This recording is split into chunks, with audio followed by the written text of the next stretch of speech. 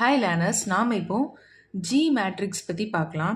G matrix வந்து நம்ம எப்படி கிளாஸிஃபை பண்ணுறோம் அப்படின்னா, நம்மளோட ப்ராடக்ட் இல்லைனா பிஸ்னஸ் யூனிட்டோட பெர்ஃபார்மன்ஸ் வச்சு கிளாஸிஃபை பண்ணுறோம். பெர்ஃபார்மன்ஸ் ரொம்ப பெஸ்ட்டாக இருந்தது அப்படின்னா அது க்ரோத் ஸ்டேஜில் இருக்குது. இதே பெர்ஃபார்மன்ஸ் ஓரளவு மீடியமாக இருக்குது அப்படின்னா அது வந்து ஹோல்டு ஸ்டேஜில் இருக்குது. பெர்ஃபார்மன்ஸ் வந்து ரொம்ப மோசமாக இருக்குது அப்படின்னா ஹார்வெஸ்ட் ஸ்டேஜில் இருக்குது. ஒரு எக்ஸாம்பிள் பார்க்கலாம்.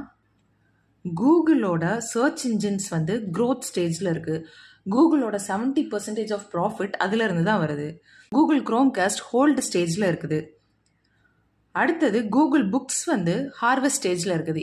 அமேசான் வந்து இவங்களுக்கு மேஜர் காம்படிட்டராக இருக்குது. என்ன அப்படின்னா ஒவ்வொரு கம்பெனிக்குமே லிமிட்டட் ரிசோர்ஸஸ் தான் இருக்கும். ஸோ அதை ப்ரையாரிட்டைஸ் பண்ணிவிட்டு நமக்கு எப்படி பெஸ்ட் ரிட்டர்ன்ஸ் வந்து வரணும் அப்படின்றத பிளான் பண்ணுவாங்க.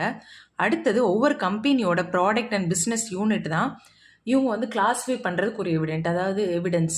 அந்த பிஸ்னஸ் வந்து க்ரோத் ஸ்டேஜில் இருக்குதா, ஹார்வெஸ்ட் ஸ்டேஜில் இருக்குதா, ஹோல்ட் ஸ்டேஜில் இருக்குதா அப்படின்றது அந்த ப்ராடக்டோட பெர்ஃபார்மன்ஸை வச்சு தான் அவங்க கிளாஸிஃபை பண்ணுவாங்க.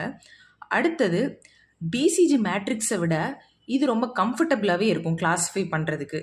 ஜிஇ செல்ஸில் எந்தெந்த பிளேஸில் இருக்குது அப்படின்னு தெரிஞ்சுக்கிறதுக்கு கம்பெனி சில ஸ்ட்ராட்டஜிக் ஸ்டெப்ஸ்லாம் அடாப்ட் பண்ணணும். டிஸ்அட்வான்டேஜஸ் பார்க்கலாம். நம்ம கம்பெனியில் இருக்கிற ப்ராடக்ட் வந்து எந்த கேட்டகரியில் இருக்குது அப்படின்னு கிளாஸிஃபை பண்ணுறதுக்கு நமக்கு கன்சல்டன்ட் இல்லைனா எக்ஸ்பர்ட்டோட ஹெல்ப் தேவை. ஸோ இது வந்து ரொம்ப எக்ஸ்பென்சிவ்.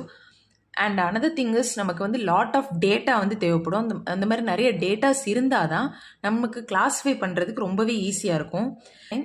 2 or more பிஸ்னஸ் யூனிட்டுக்கு சில விஷயம் வந்து சிமிலராக இருக்கும், ஆனால் அதெல்லாமே வந்து நெக்லெக்ட் பண்ணுது. ஸோ அது இதோட மேஜர் டிஸ்அட்வான்டேஜ். தேங்க்யூ.